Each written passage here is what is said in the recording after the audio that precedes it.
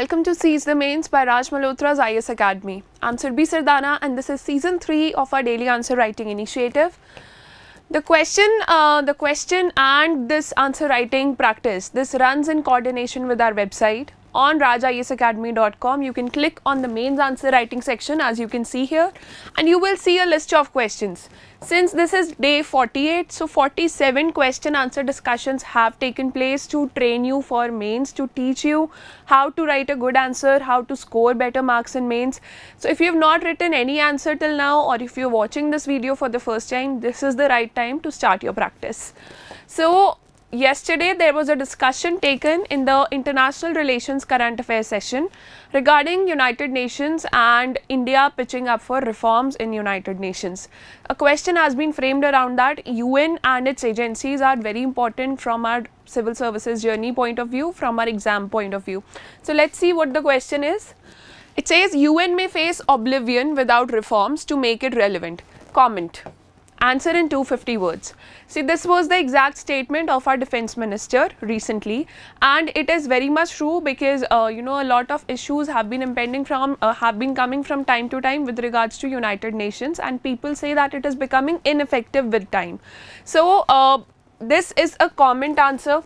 What you can choose to do is take a paragraph approach, but there is a catch that it is a 250 words answer. So if you write just paragraphs for this long answer in the comment area, so it would be a lot of paragraphs, and lesser facts would be visible to the examiner. So what we'll do is we'll take paragraph and some factual approach, and we'll write answer in such a way that it becomes more presentable.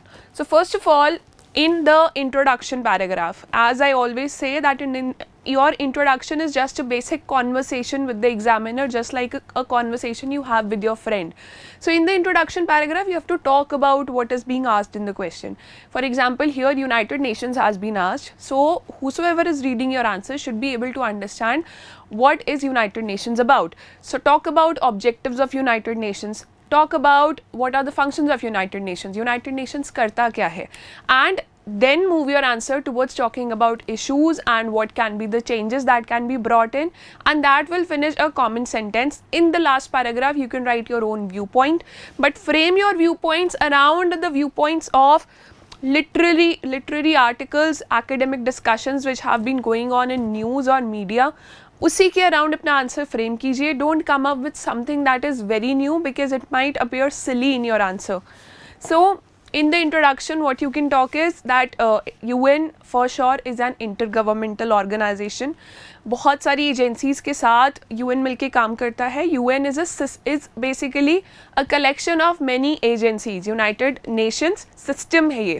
So it is an intergovernmental organization whose stated purposes here means stated means these are established purposes. इसके अलावा जो भी चीज़ें fall in करेंगी वो भी purpose में include हो सकता है. So basically providing international peace and security, developing friendly relations amongst nations, humanitarian aid, international cooperation. Peace and security में आपका wars को restrain करना आ सकता है. For example, the Russia-Ukraine conflict, it could be restrained by United Nations. Protecting human rights, especially in war zones या जहाँ पे ethnic conflicts हो रहे हैं. Delivering humanitarian aid, promoting sustainable development, fighting climate change, and all good things like this. So you can include it as objective. And in the third line, you can write that its mission and work are guided by the purposes and principles of the founding charter. 1945 का जो founding charter है उससे इसका mission और vision guide होता है. So these 3 lines, ये 3 लाइनें ऑब्जेक्टिव, लीगल बैकिंग कहाँ से मिलती है, and they will tell the examiner basically about United Nations also. So this is a complete introduction. After introducing United Nations in 3 lines, maximum 4 lines, you can move on to your linkage point and talk about that questions have been raised about the structure and efficiency of United Nations, because we saw the COVID-19 pandemic, how each country was fighting independently and actions could not be taken at an early stage, or the Russia-Ukraine war could not be avoided. So questions have been coming from time to time, and then you can talk about issues. Why are questions coming? Why has this particular question asked in the exam, has been asked in the exam? ये question पूछा ही क्यों गया है कि United Nations structure में reforms की ज़रूरत है, otherwise the organization might go into oblivion, might become irrelevant. So what are the issues? The first is the structure of Security Council, that only 5 permanent members are there out of 15 members which sit on the Security Council, and Security Council के जो decisions होते हैं वो legally binding होते हैं. Security Council's decisions are binding on all the party members. So though 77 years have passed that UN has been into existence, the structure of Security Council has not changed. So the 5 permanent members of UNSC represent the prime victors of World War II. Now World War II happened like 77 years ago. It ended there. So still Security Council continues to present only these 5 members in limelight. Only these 5 members have most powers, and these P5 permanent 5 members of Security Council, they now just represent 3% of global population, 3% of UN member states, and only 26% of world's population, while India, which is not a permanent member of Security Council, it represents 1/6 of population, 1/6 of population of the world. So more the population or more the economic contribution, there should be more decision making power, and every part of the world should have decision making power. The last point is that the entire African continent, Africa से कोई भी country permanent member नहीं है Security Council की. In the entire African continent we do not have even one member country who is sitting in P5 members, who is a part of P5 member states. And we all know that United Nations takes a lot of decisions, carries out a lot of activities in the African continent. So how can it provide security to the African continent when it does not even have a representation? So this was about the Security Council and its structure. The second one is about lingering differences between the world's great powers. First thing you've seen that veto power होती है Security Council के members के पास. Now all these members who are strong powers, developed countries or just strong powers, they are not ready to agree with each other on many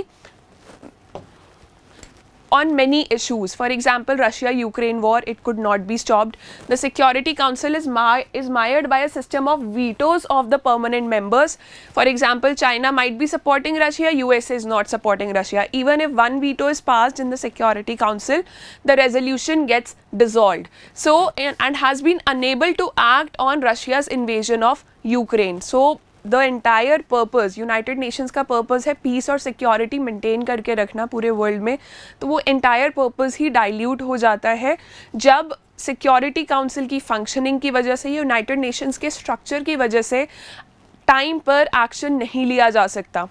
They continue to limit the ability of United Nations to collectively respond because all these countries, P5 member states, do not agree with each other. These are big nations. They do not agree with each other on many points, and they continue to act against each other, due to which people suffer.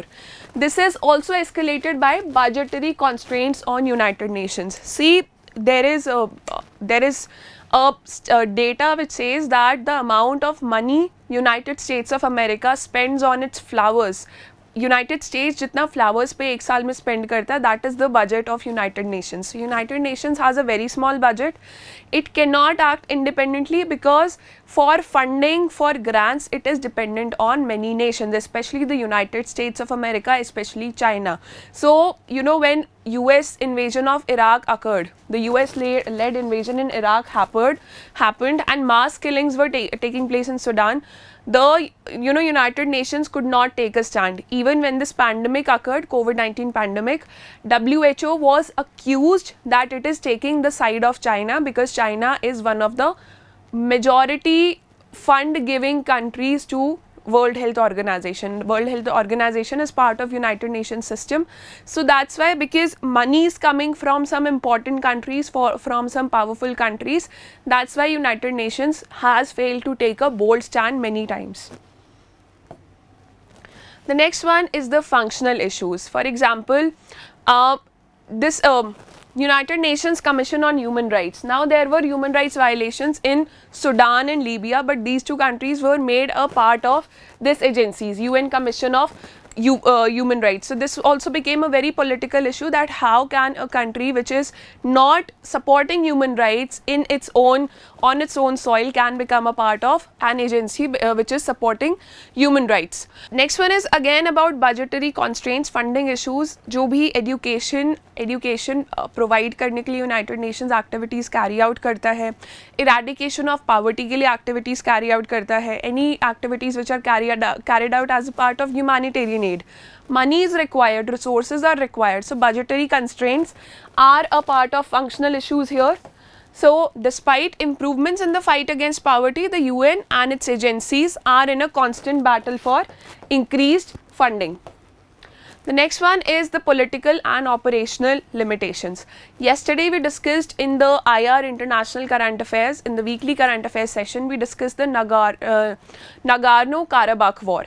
Nagorno-Karabakh war, it escalates from time to time, and United Nations has not been able to stop it.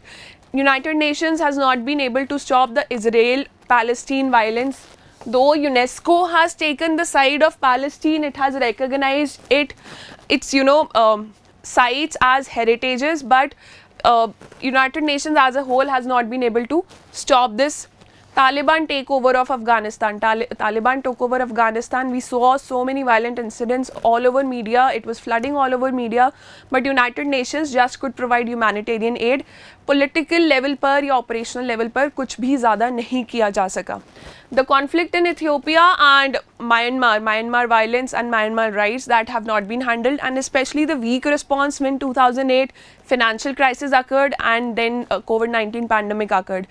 There was a weak response. Countries were acting independently or on the basis of regional groupings. For example, India was helping other smaller nations in South Asia and Southeast Asia, or acting as the big brother, and similarly for other countries also. But United Nations as a whole was mostly ineffective or very weak in its operational capabilities. The next one is inability to establish economic equality and fight climate change. जब United Nations बना था, when United Nations was established, around 47% of the global GDP, 47%, that is half of global GDP, was in the hands of these P5 nations, 5 permanent members of Security Council, which are also developed nations. इनके पास 50% of global GDP है, around 47%. So this is the case, this is the scenario that I'm talking about, is of 1945. So when UN came into existence, and what is the purpose and objective of United Nations? To promote economic growth, to eradicate poverty. As of now, data suggests that around 49% of global GDP is held by these 5 nations only, or the developed nations only. So economic prosperity has not happened for all the countries. We have not been able to eradicate poverty and especially climate change. Though a lot of restrictions are put, especially on the developing countries with regards to emissions, global warming is increasing at faster pace than ever. Then there are the new challenges. The 6th issue is the new challenges. There are new challenges coming from time to time, for which United Nations does not even have a legal backing or not even specific agencies to fight them. For example, cyber warfare, terrorism, and the use of lethal autonomous weapons. So it has to bring a shift. New agencies need to be established, or the old agencies have to be revamped, and all these issues and the sub issues ranging from point 1 to 6 have to be looked at. Otherwise, what will happen? Let's take the example of India. What will happen? India is a part of so many agencies. It is a part of BRICS, it is a part of SAARC, it is a part of Shanghai Cooperation Organization. RCEP also India was a part of it, though it is a trade-related partnership. But many regional organizations या जो bilateral contracts है वो improve हो जाएंगे, multilateral organizations और other forums will come up, and United Nations will take a back seat. United Nation का purpose अगर dissolve हो गया, if countries find it ineffective, if countries like India feel that United Nations is not hearing our voices, it is not giving us due representation, then we'll obviously want to have better relations in the regional groupings we are having or the bilateral partnerships that we are having with other countries, rather than sitting somewhere where we are not even heard. Our voices don't even matter. So to say, India is one of the largest troop provider to United Nations. United Nations के जो peacekeeping operations होते हैं, India is one of the largest human resource provider to these peacekeeping operations. So hence, due to the above and many more reasons, a series of changes is required in UN system, especially in the UN Security Council, because this is one of the most effective organizations. It has most of the power of the United Nations system. A truly representative SC Security Council is the most pressing need of the hour. The world body UN, this is exactly your question statement. It could slip into oblivion and be overtaken by a more democratic. So this is the word you need to use, because democratic is a very liberal word, and you must use this in your answer to emphasize that UN as of now is not acting democratically. If the UN Security Council is not reformed to make it more relevant to today's geopolitical realities. And in the end, see, this is a paragraph that is up to you. If you feel your answer has taken a negative approach and you've not given it a balanced answer, then include this paragraph. This paragraph talks about the relevance of United Nations. Though issues are there, many issues are there, still UN has a lot of successes in its kitty. It has done a lot of work. For all its flaws, UN system retains unique crisis response tools. For example, providing food, shelter, humanitarian aid, protecting people in times of conflict. UN relief agencies remain essential to mitigating crises like those in Afghanistan and Ethiopia. Mitigation is there, not prevention. So we could not prevent the crisis with the help of UN, but mitigation can happen due to humanitarian aid that is being provided. The organization is also the only mediator available in terms of international disputes. So this is your full answer. Go to the website, read it for yourself. Try to add your own points, write your own answer and send it to us, post it on rajayesacademy.com. If you haven't subscribed to the channel yet, this is the right time. I'll see you tomorrow on Saturday with another discussion of Seize the Mains. Till then, keep working hard and stay focused.